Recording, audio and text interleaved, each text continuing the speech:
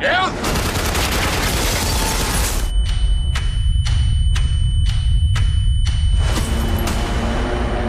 Come to me.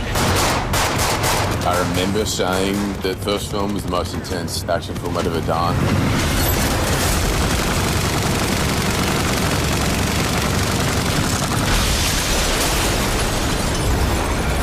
And this time around, it was even more intense.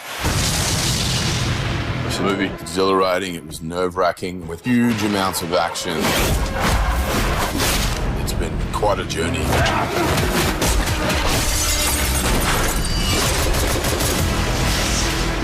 Extraction 2, it's a bigger, crazier, and epic extravaganza. With car chases, you got eye falls, fist fights. Chris, just incredible. He's doing stunt sequences that go on for so many beats. He's willing to put himself out there, both emotionally and physically, for the good of the film. Sam's a real storyteller. His knowledge for action and stunts and how to tell a story within it is impressive. It's a perfect collaboration. It's our first day back, and we decided to do a pretty simple shot. Kidding, it's a very complicated shot. For this movie, we're gonna come out with a oneer sequence that's over 20 minutes long, where we have real helicopters landing on the rooftop of moving trains. That sequence was one of the toughest. I was strapped to or moving on top of a speeding train while a real helicopter was landing 3 feet from me. It's pretty amazing to watch the skill from everybody orchestrating that shot.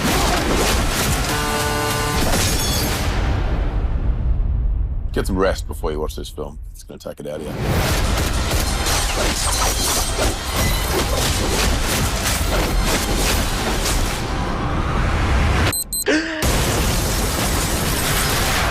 We're about to light 5 stunt players and Chris Hemsworth on fire. Don't tell Netflix. I'd come off the most recent Thor film, so I was just like training and eating and training and eating. I was big, but in this film, their focus was to strip that down, be a lot leaner, a lot more agile, just because there were so many things that were required of me. We were working from 8 to 7, a lot of preparation on the body, army training. Today we're able to come out on the range with Chris. We went over some of the basic stuff with firearm, hammering down on those fundamentals of shooting. The unique thing about Chris is that he's a massive guy, but he's super coordinated and super physical. Day in and day out, Chris trained to be able to do the fights himself, and it allows us to do longer takes where normally you're hiding a stunt double. It's the hardest thing I've ever been involved in. We really set the bar on the first one, so the only place to go this time around was even more of all of that. We wanted the audience to feel what it's like in real time to go on this extraction with Tyler Rake. We've got fist fights, we got people on fire, we got car chases, helicopters, Chris Hemsworth firing big guns. It's unbelievable. He is the most humble international star I've ever worked with.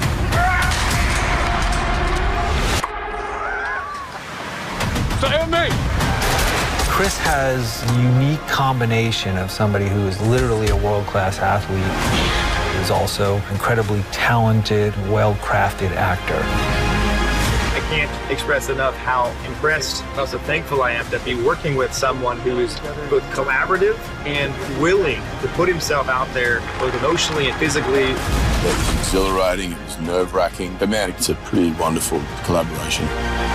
It was our duty to come and bring it on this one and raise the bar again, and we did that. And I think people are going to love it.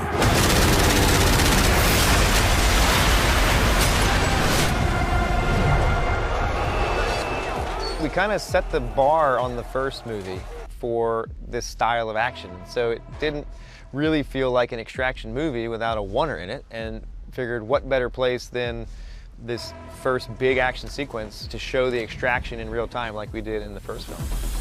And it actually was the first seed of an idea for the script, an extraction from a prison. Stay close. In a sequence like this, we hide cuts in there, usually after a big stunt or like a line of dialogue, and it's really difficult to hide these stitches because there's so many layers. You've got 70 to 100 stunt people, you've got 200 background performers all moving and fighting, and you have to break it down so that you could have small achievable bits. We shot that over the course of, I think, 3 nights because each one of those sequences takes time, especially the part with the fire, because we have to be safe. If you're lighting Chris Hemsworth on fire, you must be safe.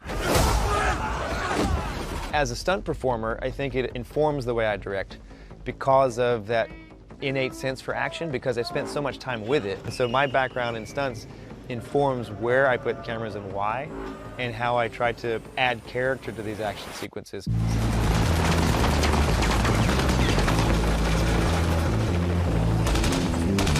Easily the most complicated logistically was the train sequence. You've got moving trains, you've got lead actors on moving trains, you've got real helicopters, and you have to photograph that in a way that fits the style of our movie, which is generally handheld and very up close and personal. So we had different configurations of the train. We'd block it out and say, all right, we're shooting this way because of the sun or for whatever reason. So it was just a puzzle.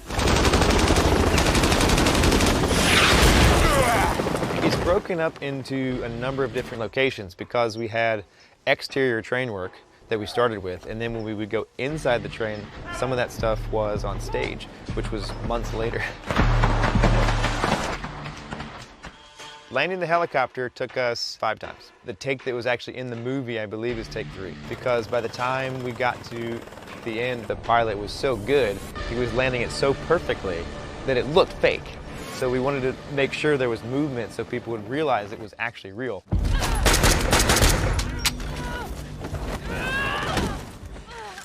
And we knew in designing this, we wanted to do something with height. So we were looking around for where's a good high rise, so we found Vienna. We planned on shooting on the top of that building. As fate would have it, at that time of the year, the wind up on top of that, we measured it was 30 knots, which is very strong. So we had to build that set, like replicate this big glass building on a set. And we built it outside because we wanted the natural light. So we had to build it high enough that we could get cameras and cranes underneath. So we had, at times, Chris and Golshifteh up 15, 20 feet in the air to get the shots. It was all real, meaning it was real glass, real steel, but we had blue screens below us so that we could safely have the actors out there and they wouldn't blow away in that Vienna wind. Inspiration for the awning fight sequence, probably from every Jackie Chan movie I ever consumed as a kid. And it was just relentlessly consuming this Hong Kong action cinema. And it wasn't just Jackie Chan, there was a lot of Jet Li, Sammo Hung, Yuen Biao, Wu Ping, all the amazing artists of that time period, like the 80s, 90s, and early 2000s, just voraciously, I couldn't get enough. And so when I think about action, because of all the time I spent consuming that, that's what kind of comes out. So when Nick gets tackled off the top of the roof, that's a very kind of Hong Kong style stunt, rather than cutting it up like, 1, 2, 3. It's like, let's see him go over and then just sit back and watch him fall. The physicality of a stunt like that, to me, that's art. It's a thing of beauty, and I've always loved watching it in the Hong Kong cinema, and then seeing it in a movie that I'm directing is a dream come true. God gave me a mission to rain vengeance upon your head. Sometimes there's a great sacrifice in enacting God's will. The reason we said it in a church was for the villains, for the Nagazi. There's a bit of a cult-like connection within that group. But then on Rake's side, it's like, it's a story, again, of kind of redemption. Chris stays very fit and sharp mentally. But what we tried to do with Extraction 2, we both sat down and said, how do we give people what they want, but push ourselves and push the fans to just new heights of excitement and entertainment. He wanted to, again, do as much as possible. That took a lot of training because the fights were a little more intricate, a little more complicated than the first movie. His collaborative spirit and his willingness to show up every day before work starts and stay after to commit to the best product possible is unparalleled. And so when you work with someone like that, it drives you to be better. And I think that's how these movies are able to get better, is we keep pushing each other.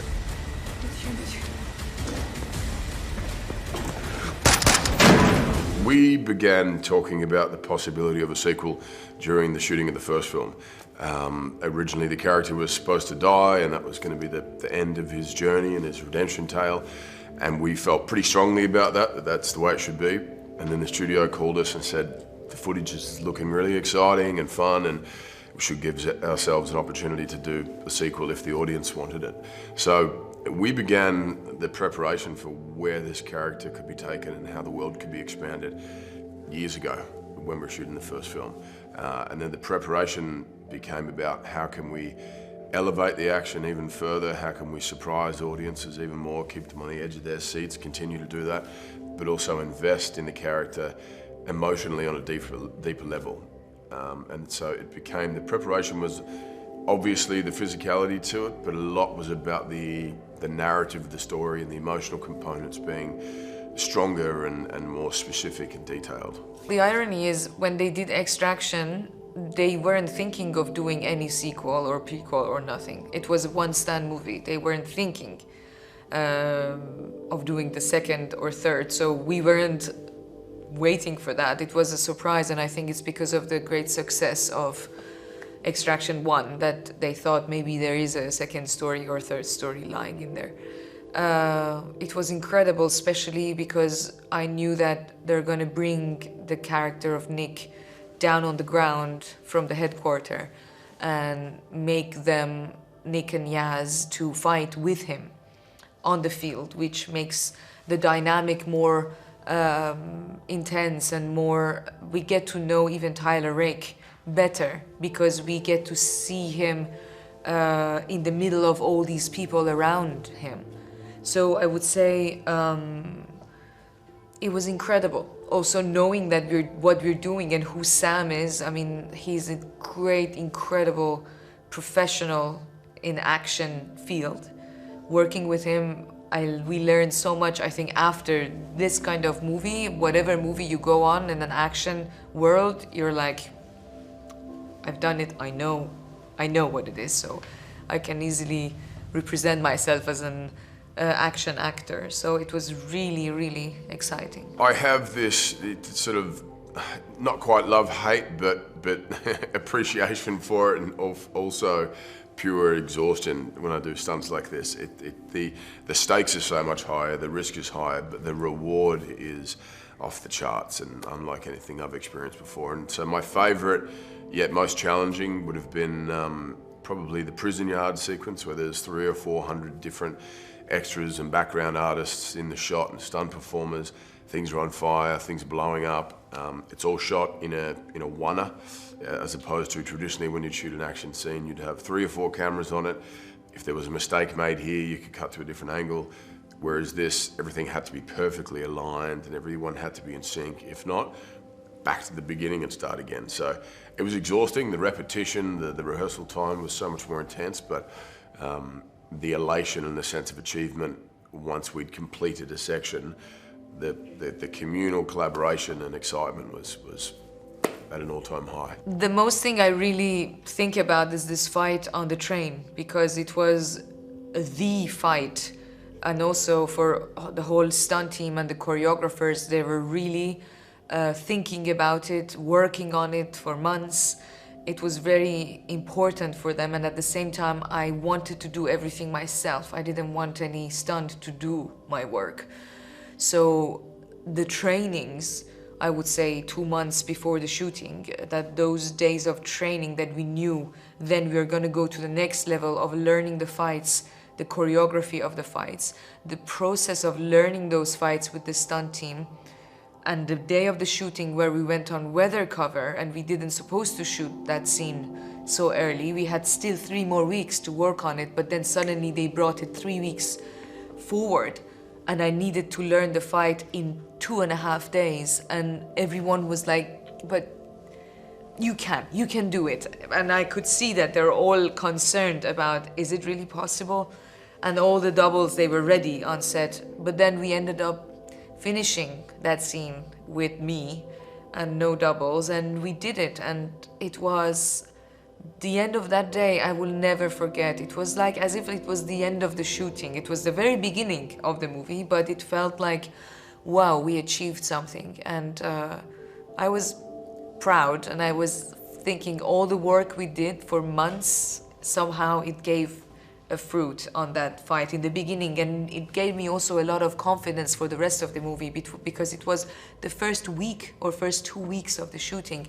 So then I went on as Nick for the rest of the movie. I would say, yeah, and I had to change my underclothing 3 times that day because we started at 8, we finished at 6, and it was as if like we were running a football field for like 8 hours non-stop. We didn't have even lunch break, so it was incredible. I think what's really exciting about this film, and in the same vein of the first one, is that everything is shot within camera. I think, you know, myself, audiences have become fatigued with the amount of visual effects we see on screen now, and it looks like a video game. Whereas this is traditional style of shooting action where the preparation is so much more detailed, the collaboration is so much more important, and everything within the frame has to be perfect and has to work. Otherwise, you do it again. So I think there's a spontaneity and a danger to it, and a visceral energy that audiences really appreciate and can expect from this film. They're gonna love it. Whenever you get a cast like this together, you know, it's Chris and Gol and Adam and these amazing actors from Georgia, it starts to become like a family. And so you're having a really good time of, you know, laughing and joking, where we're all playing. It's all make believe. Like this is not, you know, not real life. It's exciting and sometimes can be very dangerous, but we try to play, you know, seriously, if that makes sense. So we're having a great time, but we don't want to ever take ourselves too seriously, because then I think it starts to you know, put a damper on the set. I like to keep you know, a very fun, open environment where we have music playing between takes. And, you know, people are, you know, laughing and having a good time when it's appropriate. And then when things get, you know, you have to have a dramatic scene, we can all, you know, control ourselves and come into the art of it. But I think the fun, it was just being around this cast and crew. It was just some of the best people that I've ever worked with. So I think that made every day a memorable and fun experience.